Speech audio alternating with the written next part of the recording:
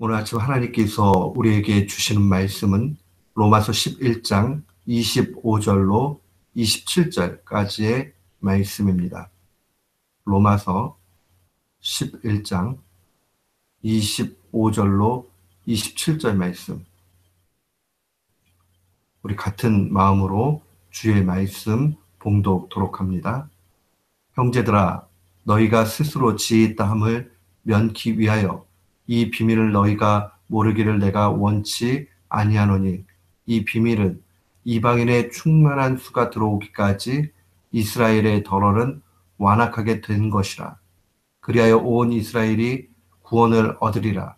기록된 바 구원자가 시온에서 오사 야곱에게서 경건치 않은 것을 돌이키시겠고, 내가 저희 죄를 없이 할 때에 저희가 이루어질 내 언약이 이것이라 함과 같으니라.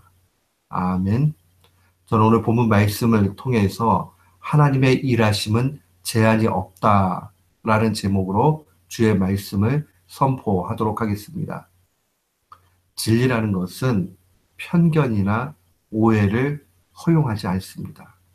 진리 앞에 서면 편견과 오해라는 것은 완전히 없어지게 되죠. 우리가 잘 알지만 고대에 있어서는 이 천동설을 믿었습니다. 그러니까 지구가 모든 것의 중심이고 하늘이 돌아간다, 그렇게 생각을 했어요. 그러나 폴란드의 천문학자였던 코페르니쿠스가 나타났을 때에 그는 지동설을 이야기합니다. 지구가 오히려 도는 것이다. 여기서 나온 말이 보통 철학에서 코페르니쿠스적 전환이다, 이런 말을 많이 사용합니다.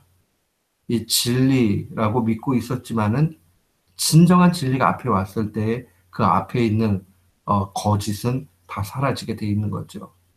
우리의 신앙도, 우리의 삶도 마찬가지입니다. 우리가 가지고 있는 인간의 한계, 무지, 이 편견에서 벗어나야지 그 안에서 그냥 머무르게 되면 우리는 진리 없는 자가 되고 마는 겁니다.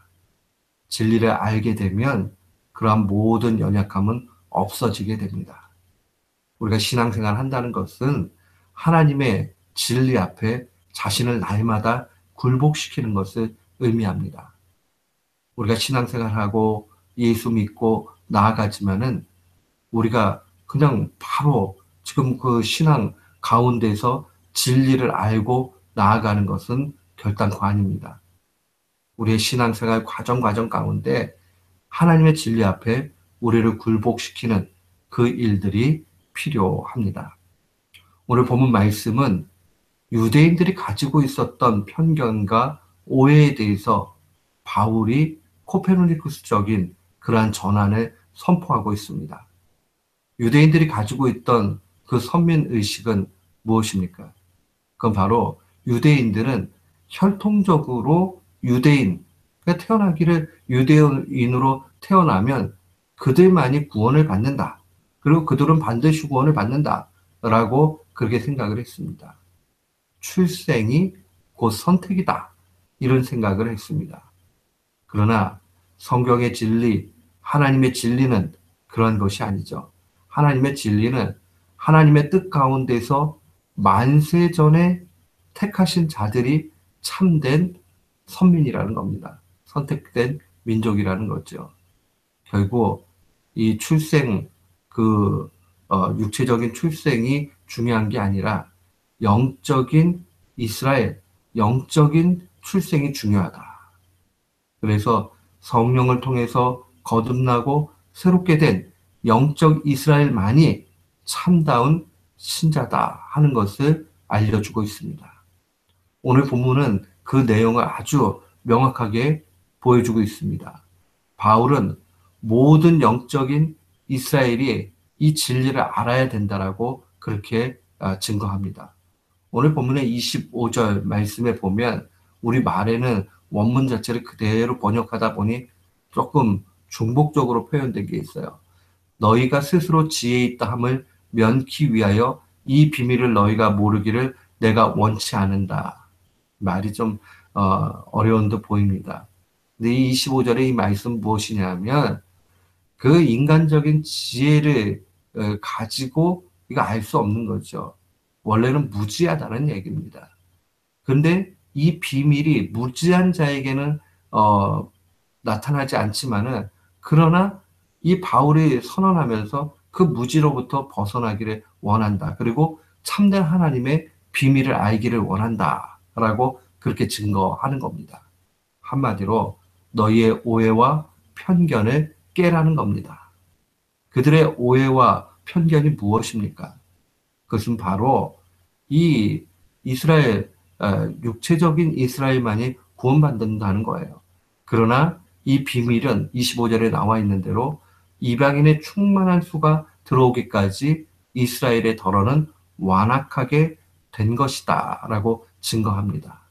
다른 말로 이야기하면 이방인들도 구원받는다는 거예요.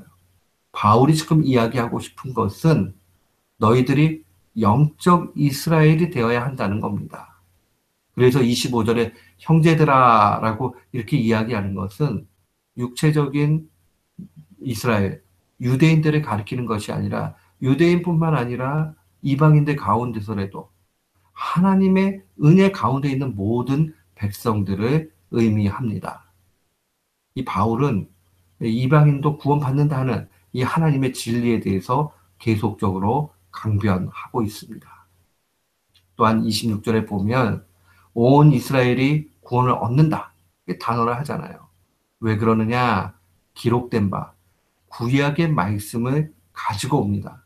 이 구약의 말씀은 이사야 선지자의 그런 예언의 말씀이에요. 구원자가 시온에서 오사 야곱에게서 경건치 않은 것을 돌이키시겠다. 이 말은 이 시온에서 오는 구원자, 메시아를 의미하는 것이고 예수 그리스도를 뜻하는 겁니다. 시온이 어디입니까? 그것은 바로 예루살렘이요. 예루살렘 안에서도 특별히 예수님이 십자가에 달리신 그곳을 시온이라고 이야기합니다. 예수 그리스도가 그 언약의 말씀대로 이 땅 가운데 메시아로 오시는 것이고 야곱을 회개케 하신다. 여기서 이 야곱이라는 것은 원래 구약의 야곱은 어떤 사람이었습니까? 속임수쟁이 사기꾼이었습니다. 진리에 완전히 벗어나 있는 그런 사람이었죠. 그러나 하나님께서 그를 택하시고 결국은 구원의 길로 인도해 가십니다. 그의 형제였던 에서와는 인생이 다르다는 거죠. 결국 이사야 선지자도 27장 9절에 야곱의 불의가 속함을 얻었다. 야곱이 불의했지만은 하나님이 깨끗하게 하셨다라고 하는 그 말씀을 그대로 바울 사도가 인용하고 있습니다. 우리는 이 말씀을 통해서 하나님이 어떻게 철저하게 그 계획 가운데 일하시는가, 그리고 이 연약한 육체적인 이스라엘이 아니라 연약한 이방인까지라도 구원하시는 하나님의 은혜를 보게 됩니다. 사랑하는 성도 여러분, 우리가 예수 그리스도로 말미암아 주시는 구원의 은총, 이것을 받아 누릴 때에 두 가지를 꼭 기억해야 됩니다. 이것은 먼 옛날의 이야기, 또 우리와 무관한 이야기가 아니라 오늘날 신자들에게 엄청난 은혜를 주는 말씀입니다.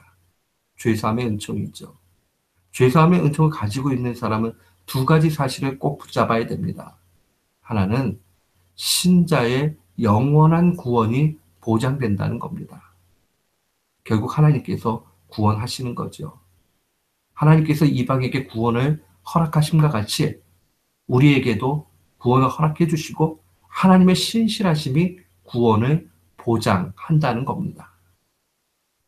또한 우리가 두 번째로 기억해야 되는 것은 하나님의 일하심은 우리의 생각보다 크시다는 겁니다. 우리가 영적인 편견, 무지에서 벗어나야 됩니다. 우리는 날마다 구원을 묵상할 때마다 하나님의 방법은 우리의 생각과 다르다 하는 것을 꼭 기억해야 됩니다. 우리는 영적 이스라엘입니다. 오늘 본문이 얘기하고 있는 영적 이스라엘은 혈통적인 것, 조건, 이것을 얘기하지 않습니다. 하나님이 택하셨다는 겁니다. 궁극적으로 택하심을 받은 사람, 구원, 영생을 얻게 됩니다. 우리는 그 사실을 분명히 붙잡아야 돼요. 장차 종말론적으로 올 그 소망을 붙잡고 살아야 됩니다. 동시에 지상의 어려움, 역경까지라도 하나님은 실제적으로 구원하신다 하는 것을 기억해야 됩니다. 하나님을 제한하지 마십시오. 하나님의 지혜의 풍성함과 신실하심이 우리를 구원합니다. 그 사실을 믿고 나아갈 때에 우리는 더욱더 하나님 앞에 인정받는 그러한 굳건한 신자가 되는 것입니다. 사랑하는 성도 여러분, 오늘 아침도 우리가 하나님 앞에 드리며 나아갈 때에 이 사실을 기억하십시오.